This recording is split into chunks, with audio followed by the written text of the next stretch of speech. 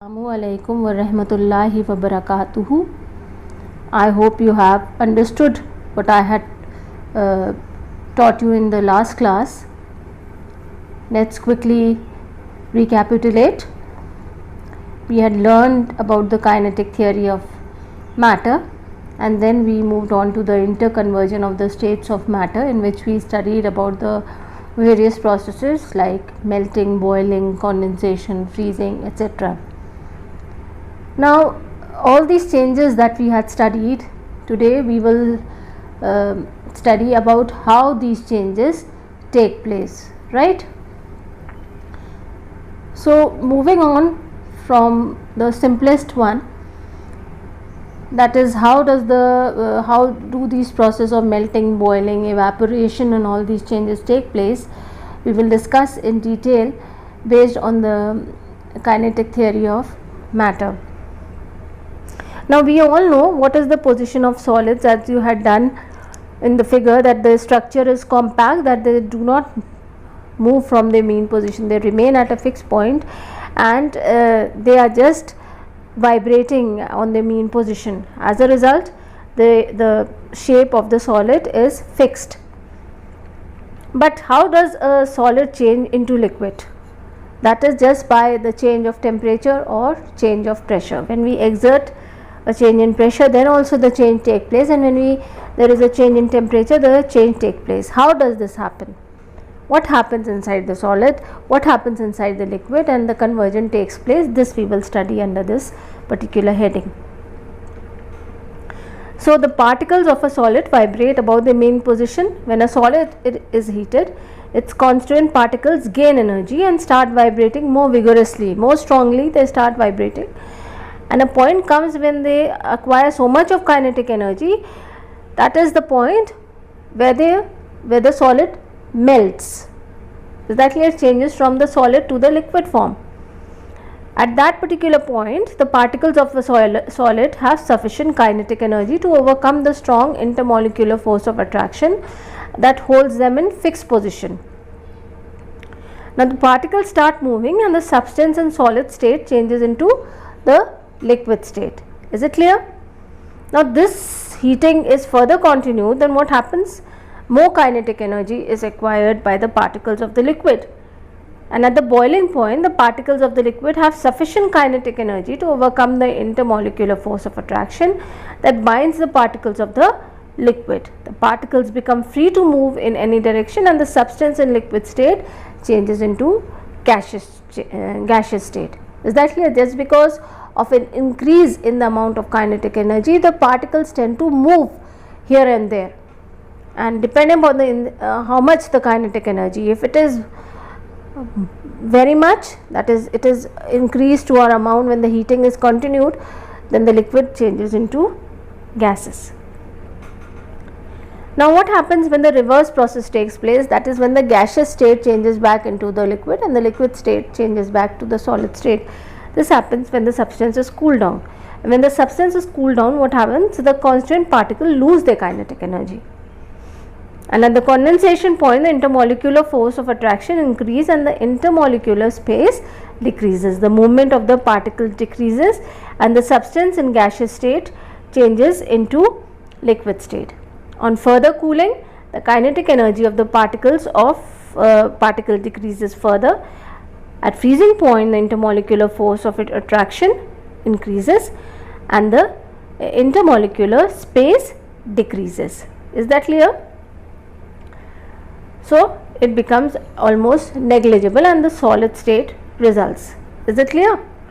So, this all you had done. You have now got to know that why this change is taking place from a solid to liquid and liquid to gas, and again back to from the gas to the liquid state, and then the liquid to solid state. It is happening. The first is because of heating, and then the second one because of the cooling effect. So, the substances that undergo sublimation have very weak intermolecular force of attraction. I had explained you about sublimation also. It is a process in which the solid directly changes into the gaseous state without undergoing the intermediate liquid state. Now this is happening just because these solids have very weak intermolecular force of attraction, and as soon as these are heated, the particles gain so much of kinetic energy that they start vibrating vigorously, and as a result they don't change into the liquid form but directly change into the vapor form. The intermolecular force of attraction decreases so much and the space becomes so large that they change into the gaseous phase or the vapor stage. When the vapor is cool, the particle lose their kinetic energy and come closer, and thus the gas changes into solid. That is the deposition. When the deposition is taking place, when the gas is cooled down and it directly changes into the solid state without undergoing the intermediate liquid stage. Is that clear? Just because the forces are very weak, that is why the direct change takes place. Then we have the second factor which is responsible for change of state of matter is by changing the pressure. Is it clear? So the physical state of matter can also be changed by changing the pressure. For example, a gas changes into liquid state by applying high pressure and lowering its temperature. Is it clear? We get liquid oxygen and liquid hydrogen in this way. Just we apply high pressure and lowering the temperature.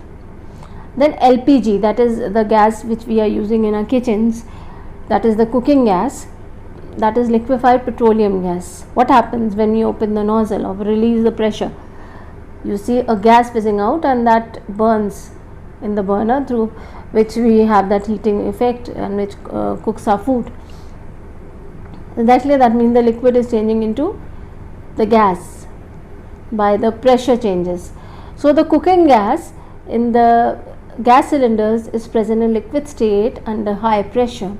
When we open the valve of a regulator that we are using in the kitchens with the rubber tubing, the pressure releases. Thus LPG comes out in the form of a gas which we are using in our gas burners. Is it clear? Now I hope that you have understood two factors which are responsible for the change of state of matter. One is by the change of temperature and other is by the change of pressure. Now we move on to the next point, that is the law of conservation of mass. Now this was given in 1774 by a French chemist, Antoine Lavoisier. According to this law, mass can neither be created nor destroyed during a physical or chemical change. So in a chemical reaction, the total mass of the reactant is equal to the total mass of the product, that is, there is no change in mass during a chemical reaction. So when you write a reaction now this is an example to prove the law of conservation of mass, which I have already explained to you, that at the end of the reaction what happens? The total mass of product remains the same as the mass of the reactants. Now in order to prove this, I take an example that A and B, what are reactants? The reactants are the substances which we start a chemical reaction with, and then when they react, the results that are produced are the products. So in this we have taken any two reactants A and B which have combined together as a result of chemical reaction and form two other substances C and D. For this we can consider a chemical equation, that is carbon for instance, which is in the form of any fuel. When it burns in oxygen, it produces carbon dioxide, right? Now equivalence of mass can be shown by the following equation, that is carbon is 12 grams, oxygen 32 grams. The two combine together to give you carbon dioxide, which is 44 grams by mass. Now if you add up the reactants, the mass of the reactants, that is mass of carbon and mass of oxygen, they come out to be 44 grams, which is equivalent to the mass of the product, which is carbon dioxide. Hence we can prove the total mass of reactant is equal to the total mass of product. So law of conservation of mass can be seen to be followed in these chemical equations. Take a Landau's tube, few corks, weighing machine, distilled water, barium chloride and sodium sulfate. Now you can see the Landau's tube, the arrangement of tube in the form of an H. Is that clear? The letter H. You can see in one tube we have taken the barium chloride solution, and in the other we have taken the sodium sulfate solution, and we have closed the two tubes with the help of cork. Prepare separate solution of barium chloride and sodium sulfate in distilled water. Take the solution of barium chloride in one limb and sodium sulfate solution in the other limb, as I had shown you in the tube just now. You can see this whole part that so I have told you just now that how we have filled it, and then seal both the limbs with corks, and note down the weight of Landau's tube with its content carefully. Mix the two solution by inverting the tube. We have mixed them. Note down the weight again, and after mixing, then we observe these activities, and then we will answer the observations and discussions. So, is there any chemical reaction occurring in this tube? Why are the mouths of the limbs closed with corks? Have you observed any change in the mass of the tube and its content after mixing? Now we can see there has been a color change. That means there has been, after the reaction takes place, we see a white precipitate, a white substance has been formed in the tube. A chemical reaction is occurring in the tube. Barium chloride solution reacts with sodium sulfate solution to form a white precipitate of barium sulfate and a solution of sodium chloride. Is it clear? Now, while inverting, the tube solution may splash, and if some gaseous products are formed, they may escape. In order to avoid such thing, we put the corks on the limbs of the tube. The mass of the tube and its content do not change after mixing, that is, the total mass remains the same, it remains constant.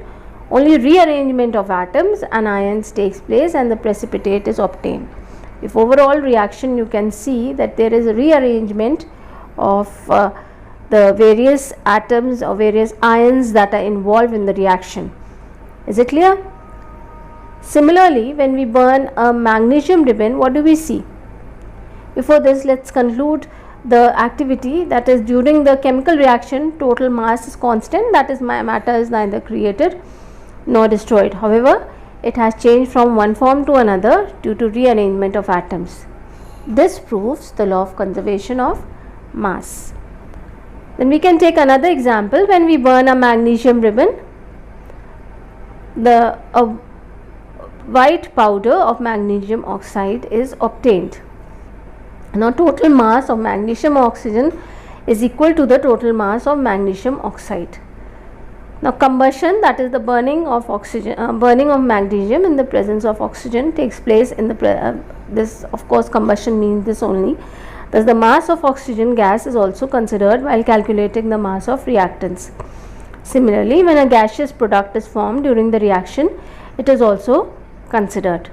During a physical change also, the mass remains conserved. For example, the mass of ice is equal to the mass of water obtained after melting of ice. You can see that at home, if you have a weighing machine, you weigh the amount of ice that you have taken, you weigh it, and then you can, when it has melted, you can weigh back again. You will see that both are equal. Is that clear? But there are certain limitations of that. Certain things cannot hold good. I mean to say, the law of conservation of mass does not hold good for all the types of reactions. Is that clear? So, this law holds true for most of the chemical reaction, but it does not hold good for those reactions that involve conversion of an appreciable amount of mass into huge amount of energy. For example, in nuclear reaction, the total mass is not conserved in nuclear reactions. There is a production of large amount of heat energy and light energy at times, which we cannot explain by the law of conservation of mass. Is it clear? So, we have completed this chapter. I hope you have done the earlier exercises. At this point of time, we can even discuss the exercise that is given over here, but the previous exercise I hope you have done. Now the fixed temperature at which a solid changes into its liquid state is called, I hope you all know the answer to this, that is melting, right? When a substance in gaseous state is cooled, its kinetic energy decreases and the intermolecular force of attraction decreases, right? Now what can we say when we move on to the other exercises in this chapter? I hope you have been honest in your work, because that will serve as a foundation to the whole chapter. If you have not done, that is your own fault, so please do it. If you haven't, please revise the chapter and then try to do the exercise. So complete this exercise, and exercise B also, that is given, that is fill in the blanks. Now I move on to the exercise, that is the short answer questions that are present on page number 14. Particles in a liquid are free to move through the whole bulk of the liquid. Explain on the basis of kinetic energy. Now this is given on page number 8 in the second column after figure 1.3. Is that clear? On page number 8 you can see this, the answer is present over here, till the whole bulk of the liquids. Is it clear? Till the whole bulk of the liquids you have to write. Then moving on to the next question, that is, why don't gases have a definite shape and volume? Now this is also present on the same page 8. Yes, you have found page 8. You have the particles of a gas possess, you can see this, very high kinetic energy. The intermolecular force of attraction is very weak and the intermolecular space is very large. As a result, the particles move freely in all directions. These particles collide with each other and also with the wall of the container. This is the reason gases do not have a definite shape and volume. Is it clear? Take your time and find the answer, please. Then moving on to the next question, that is, how is the kinetic energy in solids different from liquids and gases? Now can you tell me why? This is also present on page number 8 only. Find the answer. Now this you can show in the first column. I will show it to you. In solids, the particles are very closely packed. You can see this. The particles are very closely packed. The particles of a solid possess least kinetic energy. There is a very strong intermolecular force of attraction and neglect. Even if you don't write this, you just write the particles of a solid possess least kinetic energy. Then in liquids, the particles are loosely packed. The particles of a liquid possess higher kinetic energy than solids. Then you move on to the gases. The particles of a gas possess very high kinetic energy. Is it clear? You can write in this form. Then moving on to the fourth question, that is, what is meant by interconversion of states of matter? What are the two factors that can cause interconversion of state of matter? This is given on page number 10 in the first para. Whole first para you will write, and that the two factors that can cause interconversion of states of matter are pressure, I beg your pardon, change in pressure and change in temperature. Is it clear? Then moving on to question number 5, differentiate between boiling point and freezing point. This is given on page number 11. For differentiation question, please divide the page into 2 columns and then write the answer. In one column you will write about the boiling point, and in the other column you will write about the freezing point. Is it clear? Then question number 6, what is the effect of change in pressure on states of matter? Now for this you will write the physical state of matter can be changed by changing the pressure. For this you can take the example of cooking gas, LPG, as we had discussed on page number 12. Is that clear? You can take the example of cooking gas, LPG. Then what is question number 7? What is the law of conservation of mass? What is its limitation? This also is given on page number 12 and its limitation is given on page number 13. Find out the answers. Then moving on to exercise B, long answer questions. What are the postulates of kinetic theory of matter? For this, move on to page number 7 where point number 1 is given. Then next page 8, you write all the other 5 points that are given. In total there are 6 points which you have to write down in the copies. Is that clear? In your notebooks please write down from point number 1 to point number 6. Then explain the different states of matter on the basis of kinetic theory. This I have already explained to you and it's a lengthy question. Just learn the answer from your book, no need to do it in your notebooks. That is the whole kinetic theory of matter, explaining how the different states of matter on the basis of this theory. Then how is solid converted into liquid and liquid into gas on heating, explain on the basis of kinetic theory. Now this is present, the answer to this question is on page number 11 in the second column, first paragraph, that is solid to liquid, and from liquid to gas again. This is present on the same page in the second column in the second paragraph. I hope students you have found out the answer. Next is write the activity to prove the law of conservation of mass, which I just told you related to the Landau's tube, right? Then no need to do this in your fair copies, please don't do it in your notebooks.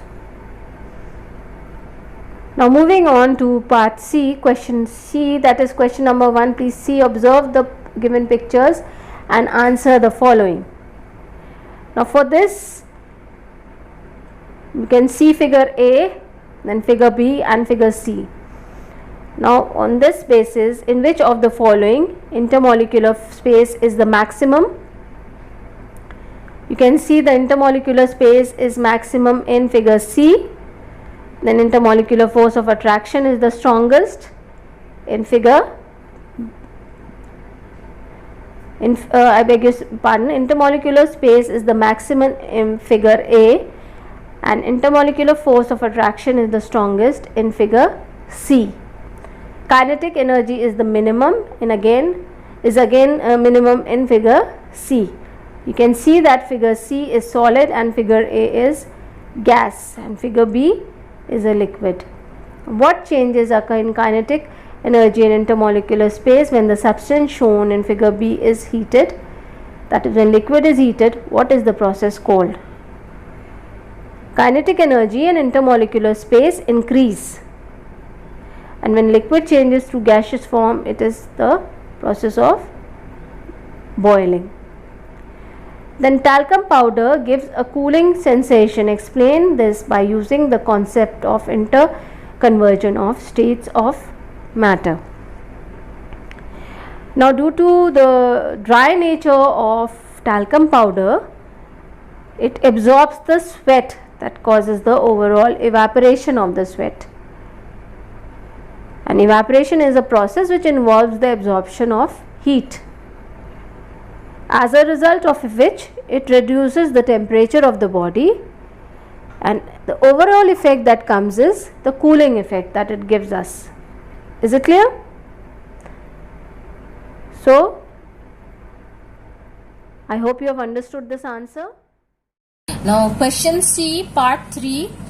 Suman did an experiment in which she heated 10 grams of calcium carbonate to obtain 5.6 grams of calcium oxide and 4.4 grams of carbon dioxide. Is the law of conservation of mass followed here? Explain. So we can take the equation as calcium carbonate is heated, it forms calcium oxide and carbon dioxide. Now this calcium carbonate was 10 grams. At the end of the reaction, 5.6 grams of calcium oxide and carbon dioxide 4.4 grams were formed. We sum up the two products, the total mass obtained will be 10 grams. So that means the total mass of reactant is equal to the total mass of products. We can say the law of conservation of mass is followed here also. So this completes the chapter. Revise the chapter and try to do the exercises which are in between. We will take up the revision session in the next lecture. Assalamu alaikum wa rahmatullahi wa barakatuh.